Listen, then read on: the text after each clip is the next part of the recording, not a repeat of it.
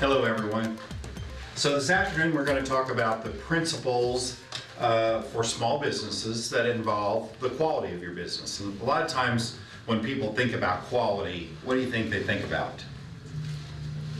Is it done right? Is it right? You go to the store, you buy something, and you bring it home. Your expectation is that it is exactly what you bought. Okay, and when it's not, there's a big disappointment that has a lot of facets to it. Not only do you take it back and try to be made whole either through the redistribution to you of another item, but you also think about, well, am I even going to buy something from that store again? And these are things that we have to understand, that losing a customer's loyalty over our non-performance of quality is a big deal. Trying to get them back costs about 5 times more than it did to get them the first time as a customer. So it's a really big deal to keep your customers. Most small businesses achieve success not because they bring a truly innovative product to the market, but rather because they dazzle their customers with their service that they give them. You remember Honda. Everybody knows Honda. Honda began capturing significant portions of the American automobile market, not because they made a car that was that much more superior, but it's because of their service. When you went to buy a car at the Honda dealership, they celebrated you coming in there. There were balloons, there were horns, there was graffiti. There were all these things that would take place because you were buying one of their products. They were the first ones to provide free service. So you would have a year's worth of maintenance that would go along with your car. They gave you things to do with that car that didn't have anything to do really with driving the car. And if there was something wrong with that vehicle, it was made up for by the quality of the service that they gave. So a superior focus on execution and quality performance is easier said than done. We all know that. So first of all, let's discuss what a basic quality system looks like. You have products and services that you sell or you provide.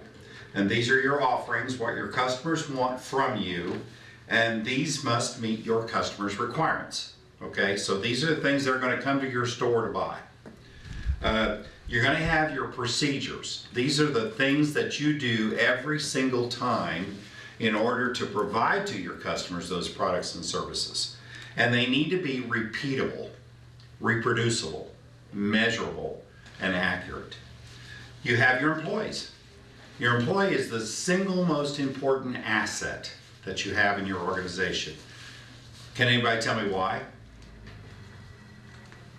They're the ones who are most, the asset that values up the most, because they're the one that you can continually upgrade, period. Knowledge, education, and all of these things. And the longer you have an employee, the more continuity you have with your business. You have your quality management system training, the process for orienting your employees on how you do things. This is so important. Many businesses make the mistake of waiting too late to hire people, and so they bring them on the job. They already needed them, so they'll put them on the job with little to no training. And that's a huge mistake, and especially if those employees are interfacing with the customer themselves. And they continually need to look at their customer satisfaction. It's their lifeblood. If your customers aren't satisfied, what are they going to do? They're going to go someplace else. We're going to talk about 5 passionate things that you should do for your business. These are things that you have to put in place and be passionate about keeping them there. Okay? One of them is to set clear expectations. To achieve the quality you want, you must define it and make sure everyone hears and understands this definition. These are your non-negotiable core values. These are things like pursuit of excellence, integrity, leaving people better than you found them, building relationships as you drive for results, obtaining significance in the world. Those are core values. Those are things you want your employees to ingrain. They keep your employees centered. They discourage non-centered activity or behaviors. You know, if you ever got into a place, asked for help, and been ignored, do you think those employees are displaying or enabling the core values of that company if they ignore you, if you ask for help? No. Those employees are undertrained, they have less knowledge than they need, and they're in a position where they're dealing with the public. Sometimes this has happened to me in really big department stores, so big that you think that they can never fail. But I think back on the days when I worked for General Motors. I worked 20 years for them. General Motors at one point in time was the biggest company in the world. And everybody thought General Motors would just go on forever and ever and ever. But what happened when their focus on customers faltered? What happened when they continually produced non-conforming products and they offered those to the public? The public got tired of having to fix their vehicles on a continual basis.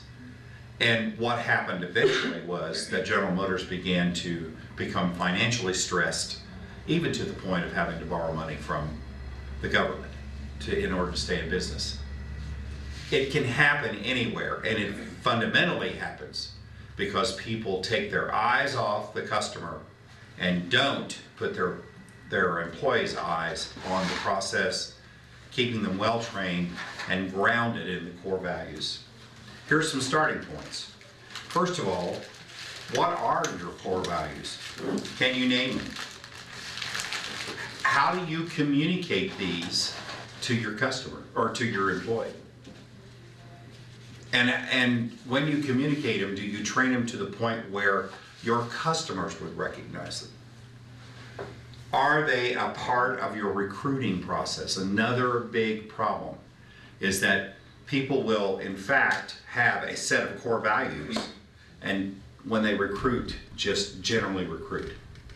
Send me all your applications and I'll look at all of them, and I'll hire the warm bodies and there won't be any other qualifications. And I think they're afraid of what they perceive are federal laws and state laws on hiring, which is a misconception. There's nothing that says that you can't pre-qualify people to be in line with your core values. So it's very important that when you recruit people, that you recruit them so that they already have within them these core values. Do you reward your employees for upholding your values? Very important thing. You know, every company has some sort of incentive program, either positive or negative. Companies that have negative incentive programs have a lot of turnover in their employees. And is it any wonder? Companies that have positive incentive programs do what they can to provide to the employees some level of perks that help the employees stay loyal to the company. Do you include your employees in the dialogue that takes place within your company? The decisions that you make. Are you an autocrat? By golly, I'll make the decisions. I'm going to stamp them, and here they are. You guys, this is the decision change today. Or are you more participative and you say to your employees, hey, we need to make a decision. In the end, I'm going to make that decision, but I want your input.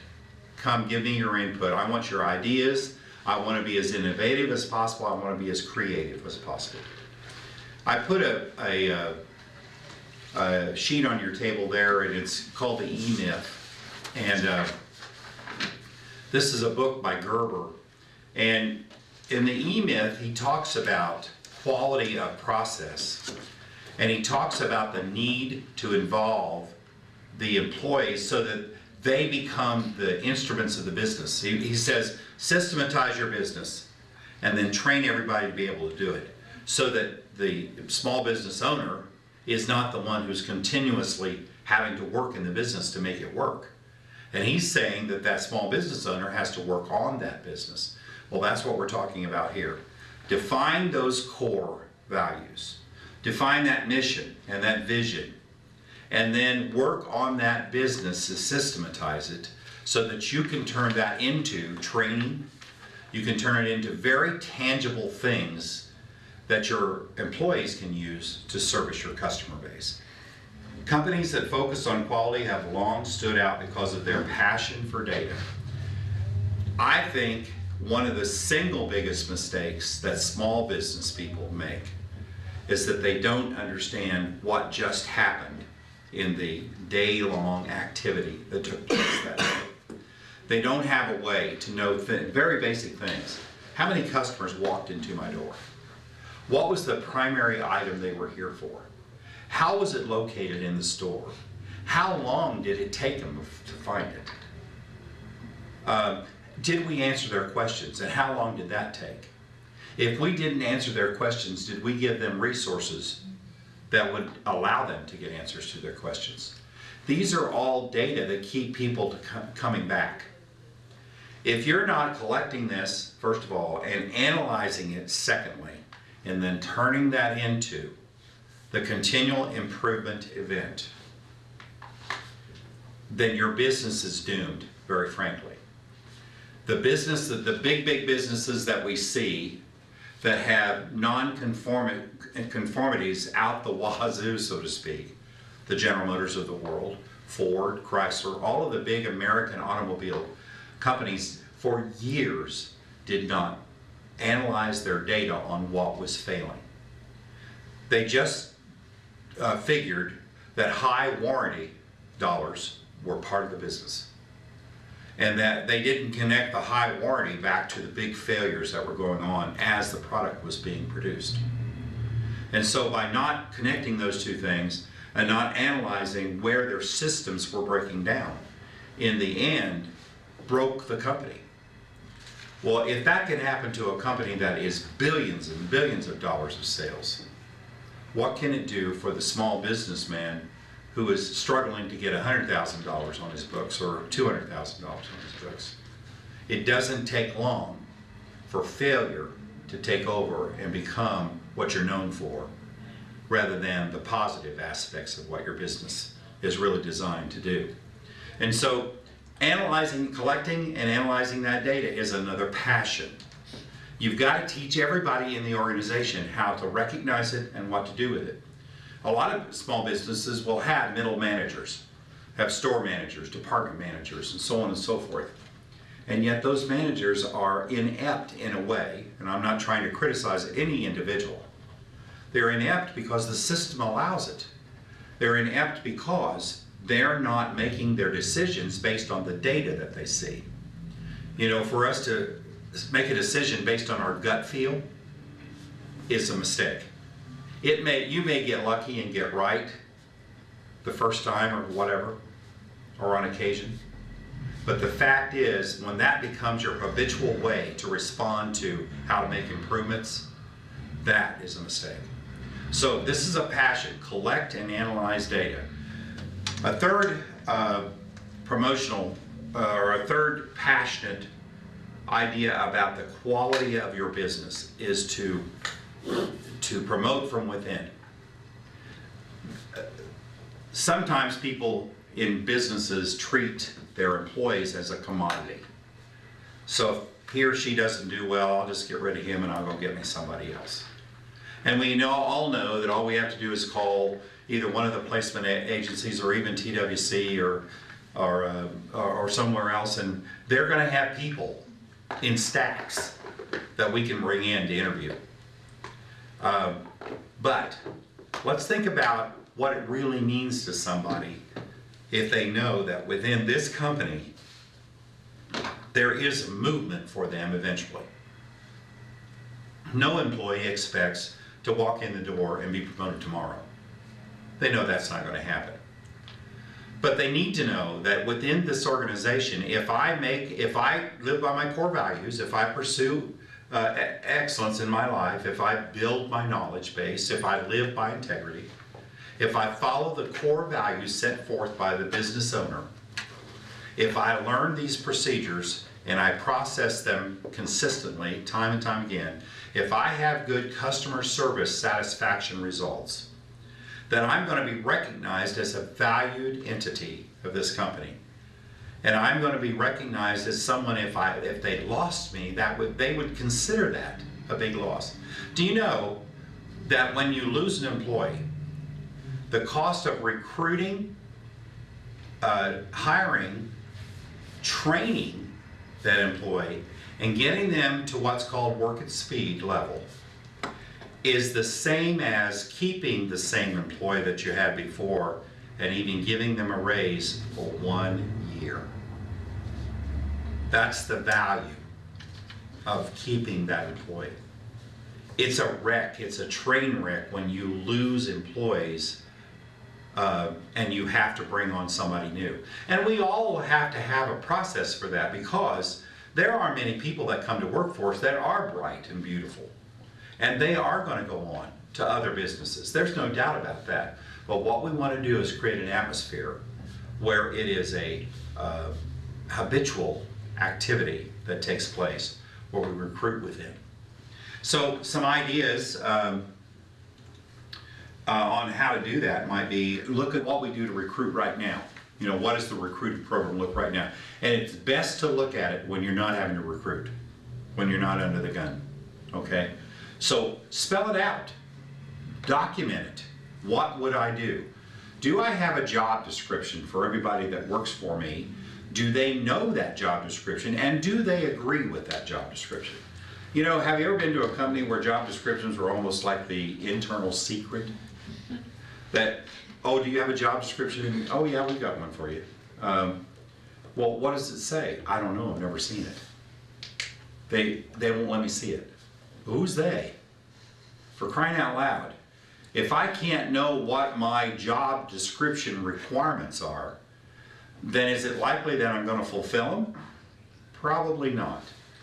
So have that job description. Make sure you understand two things about your job description. Make sure you understand what the requirements are of the job. And also, what are the skills expected to perform those requirements? Because what you're really going to do as you go down the road is you're going to take that job description and you're going to create a training matrix. And you're going to put on that training matrix all these skills. They're going to be fundamentally two kinds of skills you're going to put in there. You're going to put the company-wide things that people need to know, and then you're going to put the specific skills that they have to know to do their job as part of it. It's a simple spreadsheet, and it will serve as a record of training when you do that. But the most important thing is that as you do that, you will see that employee blossom and grow.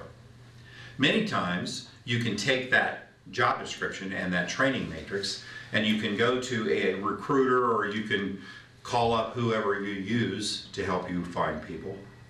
And you can say, hey, here are the things I'm looking for specifically. That's going to do two things for you. It's only going to get you people to interview that meet those requirements. And the second thing is it's going to make your interview questions so much more pertinent to your specific work. So the likelihood of your being able to hire someone then that meets your requirements is pretty great. So make sure you're looking at your recruiting. Look at the dollars that you spent on it, and know what you're spending. That's it. That's another piece of data. Know where those dollars are going. Don't do it blindly. And understand that recruiting dollars are investment dollars. They're not. You can consider them failure dollars, especially if you've had someone walk out who was a failure, or you had to send somebody into the industry at large. You know, that you may think inside, well, that was a failure. It wasn't. You're going to recruit somebody in. This time you're going to do it differently, and you're going to invest in that process. Review your performance evaluations. There are some companies that don't even do performance evaluations. What a mistake. Do you change the oil in your car every 3,000 miles? Do you put gasoline in your tank, especially before it gets to E? If you don't do these things, what happens to your vehicle? After a while, it stops running, right? Well, what do you think happens to high performance expectations if you don't have some sort of a dialogue going on with your folks that helps them understand how are you doing? And that dialogue does not have to be, oh my God, you should see the things you're doing, it's so bad, and so on and so forth. That dialogue can be the most positive thing in the whole world. It can build trust, it can build a relationship. You're driving for results, build that relationship. It can help with striving for excellence. It can build integrity. It can do all those things. And if you're doing performance reviews, please, please, please do not take a year to talk to your folks about how they're doing. Do it on a more continual basis. And I run into people and they say, well, you don't understand how busy I am and so on and so forth. You know what? I spent 46 years as a manager in companies. 46 years. You guys weren't even thought of in those days. I found the time always to talk to my people because I had a mentor who took the time to spend with me. Maybe I was the lucky one, I don't know. But he told me on a continual basis what I was doing that met performance goals and what I was not doing that didn't quite reach it. And what to do to help me. And I think that's the relationship you want to build with your employees. You know, if you're an autocrat, you're probably already turned me off. You know, you're going to think, well, by golly, I'll tell them what to do and they'll do it, or they're going to go do it for someone else. You know, the fact is that performance reviews are very important. If you know anything about the 360 performance reviews, where you're giving the employee input, that you're giving the employee the ability to say, when you ask the question, what is it about me you would like to see different? You know, you could be a strong manager and still ask those questions. And listen to what they have to say, because they've got a bird's eye view of what you look like. And keep that in mind. And don't take it personally. Give your employees responsibilities that are real. You know, well, geez, we don't have anything for you to do right now, so why don't you go sweep the front walk? You know, you could be washing the windows. You know, that's not what you hire these folks to do. If you're going to do that as a team event where everybody's doing it. Don't demean or diminish someone's position within the company just because you don't have anything for them to do for that moment. Encourage them to look at their job. What else could you be doing to make things better? But if they're asking for more responsibility, then make it real. Give them more responsibility. They're not asking for more money. They're asking for more responsibility. And that has a lot to do with their self-esteem. Keep that in mind. Plug them in. You know, if they stay plugged in, they're loyal to you.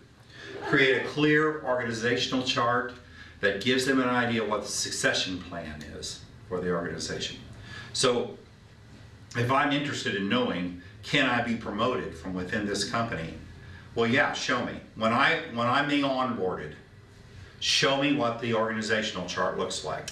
Post it up so that people see it. It's not a hidden document. Everybody knows there's an organizational reality. You know, so put it up on the wall. Let people know. Now, I wouldn't put it up for public gazing and all that kind of thing. That would be a company private document. But it's one that's important to your employees to understand, what do I have to do to be qualified for that? Or what do I have to do to be qualified for this? And I'll tell you, the employee that wants to be promoted up will go do those things. And maybe you'll be able to help them a little bit, maybe not. They'll still go do those things. Value the teaching experience. Encourage your employees to work toward personal development.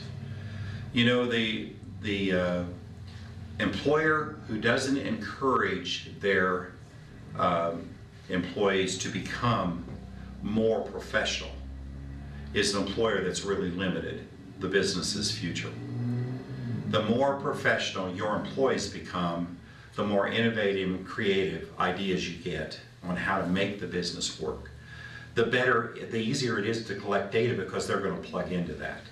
The easier it is to put continual improvement activity in place because they're going to understand what the continual improvement is about and what the long range effects of it are. You know, too often our employees think that their day starts when they clock in and it ends when they clock out, and they don't have any other responsibilities to it. And in fact, we want them to be engaged in the business. Now, I don't want any of my employees to go home and be burdened at night and go, oh, what are we going to do about sales and so on and so forth. I want them to go home and I want them to be free to interact with their families and their societies and their churches and so on and so forth. But I want them to be engaged in the business to the point where they are understanding the long-term vision and how do I fit in to that long-term vision. That's what they really want to know. Do I have a future here? You know, so much of this is interpreted back to the dollar and cents thing. Well, I pay you this today. If I say, oh, you've got a place in the long-term thing, then they're going to be wanting more money. Well, of course, someday they're going to want more money. But that's not what they're saying. What they're saying is how do I fit? Build my self-esteem. Build my loyalty base by telling me how I fit. Make it real.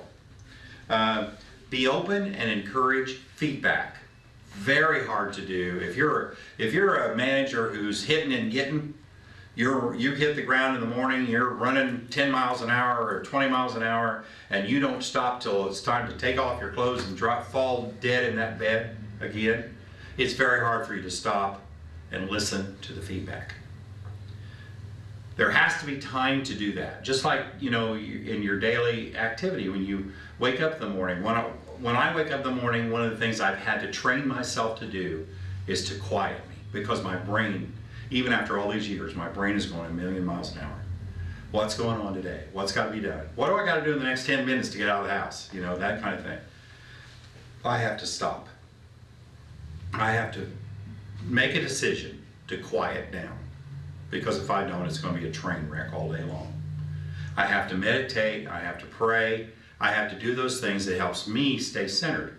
If I'm the leader of the organization and I'm the one spouting the core values, I better have those within me. I better be displaying those core values. And core values aren't something that you just plant once and they're always there. They're things that you have to continually work on to make them grow and foster. And so, be able to be quiet and to listen to the feedback. What is the feedback telling you? And oftentimes you'll find the feedback has nothing to do with you as a person, has everything to do with what we as an organization are doing. Another area where we have to be very passionate, because it doesn't make sense sometimes, is the investment in capacity. When you're a small business person, the last thing you want to have happen is someone comes to your business and you don't have what they need. That oftentimes is the tangible item. So collecting that data prior to the time that they come, collecting the data from day to day to day, what's selling the most? Where is it located? These things are just hand in hand. They are so important to one another. Do you guys know the process of cycle counting in inventory management? Well, cycle counting is a way to sample your inventory on a daily or weekly basis so that you don't have to do a full-blown physical inventory at the end of the year. And a lot of companies with big inventories will opt for cycle counting because it's a lot less expensive to do that than it is to do the physical inventory. Well, cycle counting, you will count 4 types of items. You count the A, B, C, and D items, okay? The A items are the things that are moving continually. And so obviously the statistical sample size for that group is going to be larger. You're going to want to see, do I have it? How much do I have? Are my inventory systems correct on what I have, and so forth. B, a little less active. C, and then finally D are those things that hardly move at all. And so you don't give them a very big sample size. Well, in your small business, you don't have to go into a statistical program like sampling or inventory, this kind of inventory management. But you do have to understand why your customers are coming to your business. Okay? So if they're coming to buy a certain kind of ointment and they walk in and they have always bought it here and they walk in, you don't have it. That's a big disappointment. Now maybe the loyal customer will say, okay, well, when will we have it again? Well, it'll be tomorrow afternoon, I'll be back then. But look at your own lives and think about what the inconvenience of that is. Now I've got it tomorrow, I got to make another plan to drive back over here and get that ointment. Make sure that you have what your customers need. And sometimes this requires an investment in an expansion of your capacity. When I say capacity, that could be up the inventories on the things that move the most. Maybe add a delivery truck to your organization. Add an employee. Have an employee in training all the time, so that if something does happen, I mean, even if you don't have employees leave the organization, you will have employees take a vacation, right? You will have employees who unfortunately get sick. We have a lot of women in the workforce and women have babies. Have somebody who can step into these roles. That's an expansion of capacity. That's where your CFO or your major accountant will say, wait a minute, we don't have any revenue coming in on that. Well, the heck you don't. You just can't count the specific revenue, but it's there. When you can up your customer satisfaction by the expansion of capacity, you have revenue coming in on that, and you are gaining a best name in future.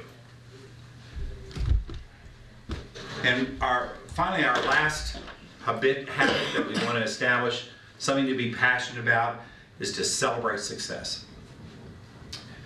We didn't talk too much about collecting customer satisfaction data, and that's a very important thing to do. So how do we know if a customer is satisfied or not? How do you suppose we know? What's the simplest thing to do? Ask them. Ask them. I mean, and they'll tell you, right? As a matter of fact, they can be gut-wrenchingly honest about what happened in their last transaction with you. There are all kinds of ways to ask them. There's SurveyMonkey, there's Gizmo out there, and so on and so forth. Some of these are free. I will warn you, if you use, I like SurveyMonkey, by the way, but you got to be careful what you ask, because you can get something back you didn't intend to get. Okay, and do keep in mind that only about 10% of surveys that are sent out, even if it's electronic, are going to be returned. And any more businesses say if you get between, or I mean, the statisticians say that if you get between 10 and 20% back, that's a pretty good yield. You're sampling your customer base when you do that, and there's nothing wrong with sampling. When you audit something, you're sampling the process. And you can take statistical probability charts and look at those statistics and make some good decisions based on it. But you have to understand what your customers are saying. And many times you will hear customers say, I liked that employee, Joe. And Joe did for me that day. When I asked Joe this, he said, you know what, I don't have that answer, but I'll get right back to you. And within a couple of minutes, he was back to me. They'll tell the story of how Joe went out of his way to make sure that you were satisfied with what you asked. I've helped review some customer survey results where the guy said, you know what, we don't provide that here, we don't have that information, but if you'll go to our friends down the street here, another company, a competitor even, they can give you that answer. Huge customer satisfaction benefits out of that. The idea is to understand what to celebrate and what not to celebrate. But you celebrate those things that are promulgating your core values. In other words, your employees are displaying these core values.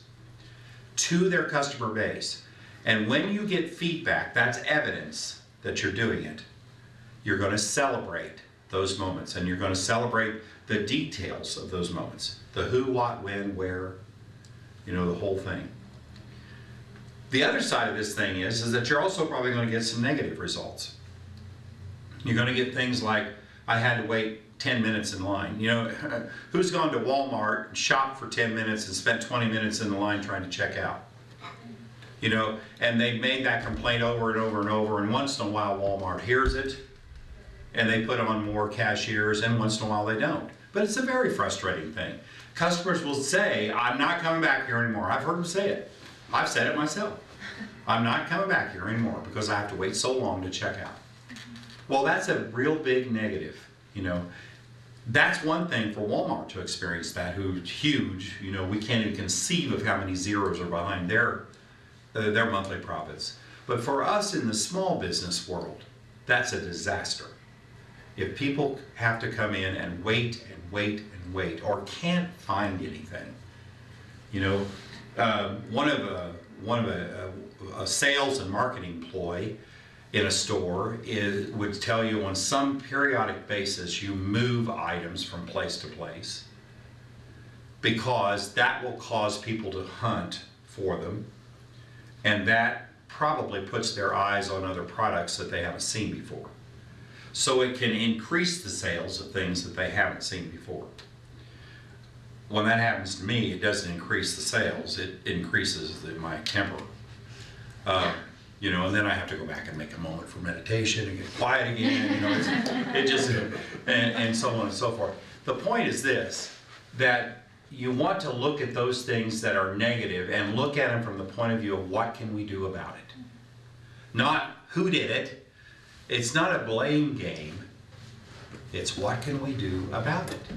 So, in our summary, 5 habits that we need to establish are to set clear expectations, to collect and analyze data, promote from within, invest in capacity, and celebrate success. Our common threads are consistency of the business. It needs to be reproducible, repeatable, measurable, and accurate. So everybody needs to understand that, and this should be written down in the guidebook or handbook for the company. If you don't write it down, you're going to get every iteration on the process that you can find. Another common thread is customer satisfaction, and this is both internal and external. You know, your internal customers, if treated like customers, will by nature treat the external customers as they should be treated. Something to remember. Employee involvement in the business and on the business. When we're working on the business, we're making it better. When we're working in the business, we're taking those things that we developed and we're utilizing them. And we're keeping a continual look at this and saying, how is this working or how is it not? And when it's not, we raise our hands and say, we need to work on this, okay? And then finally, communication of your values, your data, your improvements, your future plans, etc. It does no good in a business to keep secrets. Secrets will be found out. And if you keep secrets, then the overriding behavior in the company is wondering what the secrets are. And so then they become bigger than all the real reality. They become the ghosts and goblins that haunt the walls of the company. So it's important to understand that the seamless nature of your company, you know, the idea that you can let people know what's going on is very, very important. They feel a part of it then, okay? So that kind of sums up what I had to talk about today. And are there any questions? On the surveys, we collect surveys all the time.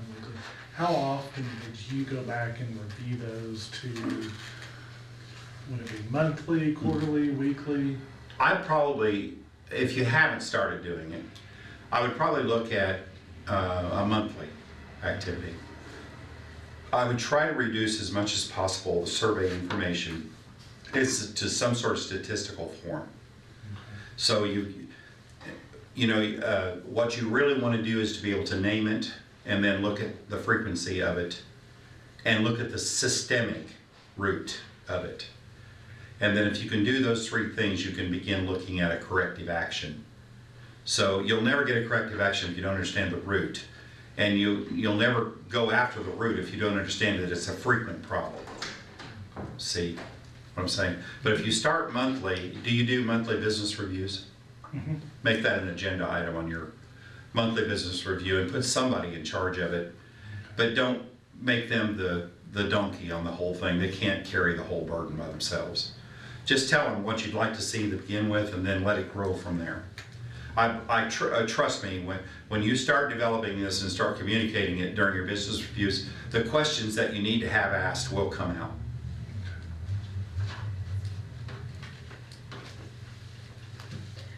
Okay, so you said once a year is not frequent enough for employee evaluations. How often do you suggest? Well,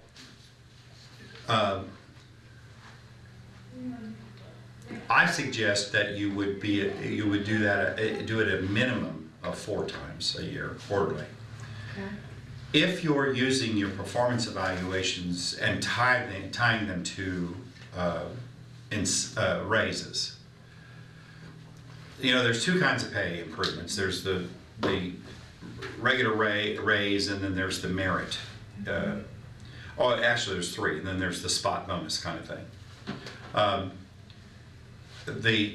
If you're tying them to a pay raise scenario, then that evaluation, that thing is going to be the last one you do in the year. So you're going to have objectives tied to that. You're going to get more money because you achieve these objectives. And so as you go through your annual review, then each quarter those objectives are reviewed. Okay. So there's a dialogue around them, and that way it's not a big surprise come budget time and it's time to increase pay when you say, oh, by the way, you didn't make your objectives. That'll cause panic, and then they'll call up their local recruiter and, Yeah. I guess where it's a challenge at the Better Business Bureau because we don't have, step increases and all that kind of thing here. It's all in, how'd the year go, if we even get a raise. Most of the time, the evaluations are not even linked to a raise. So Even I better. guess I find well, in a way, you don't have that carrot either. Mhm. If it feels like you don't have an incentive, but from But what I don't hear you say there is. Don't you, during your onboarding process, don't you spend some time in the very beginning talking about what to expect as far as pay is concerned? And if you set that expectation then, if you say to them, here's the rule, you're working for the Better Business Bureau, we're not a profit-making organ, we're an NGO. And so we don't have money coming in the door, and we have businesses that join and they pay something and so on and so forth. We may not have any raises this year. If you set that expectation from the very beginning, you don't have to worry about tearing it down later on. But what you're really concerned about is how well the Better Business Bureau performs for its base, for its membership. Those are the things you're most concerned about. Your product is your service that you provide. So if all of your folks are doing at 100% or 110% of what you have set aside for them to do, then the likelihood of that service being as good as it can get, even exemplary, and I'm hoping you're doing a survey of your customers to get that feedback, then you become more and more a professional organization. And performance reviews go a long way in building dialogue and loyalty for the organization.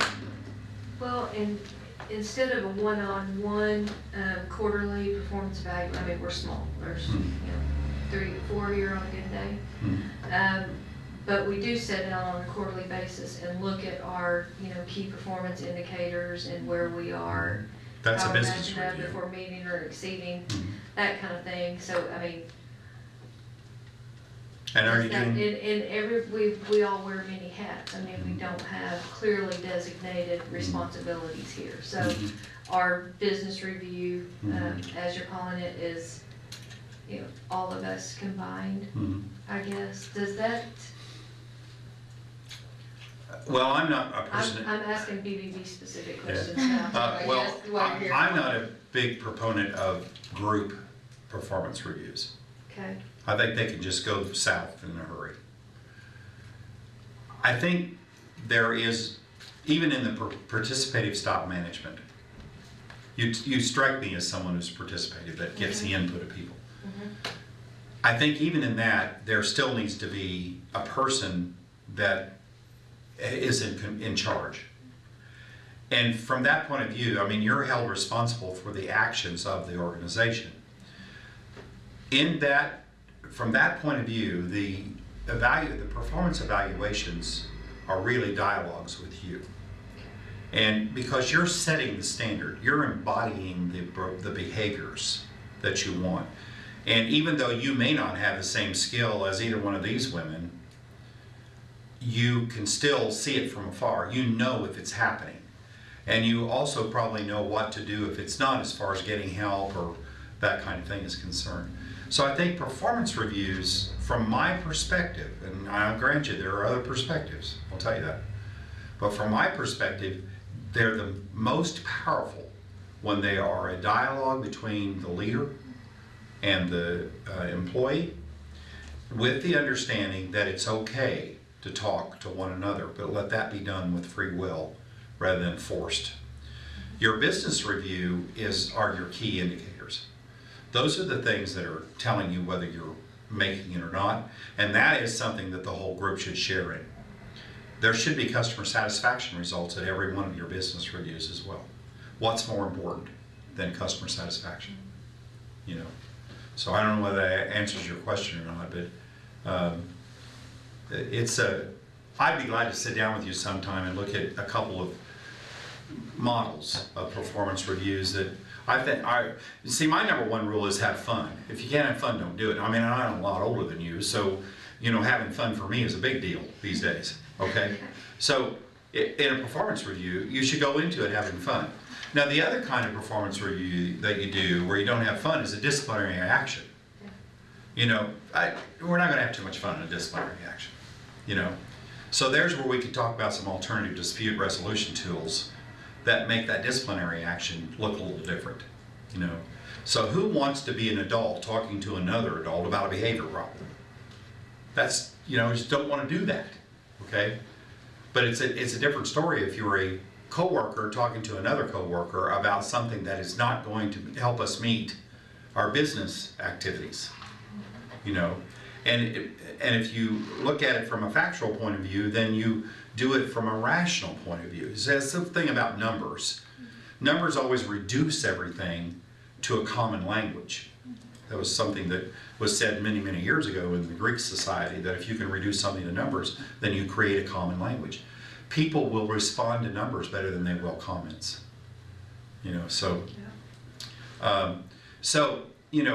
Difference between a performance review and a disciplinary action. So one of them you can really have fun with. Okay. And make it an enjoyable event. Have a cake and have some coffee. Take them out to lunch. I did that with many of my employees. We just had a good time talking about, but we hit all of the subjects. We talked about them all. And we talked about where we weren't going, where we needed to be, and what to do about it, and where we were, where we needed to be, and how they could help others be there. Okay. Any other questions? Any questions? What about, you talked about external surveys, what about internal surveys with employees? Very important. Internal customer base. You want to be, it's not the same survey.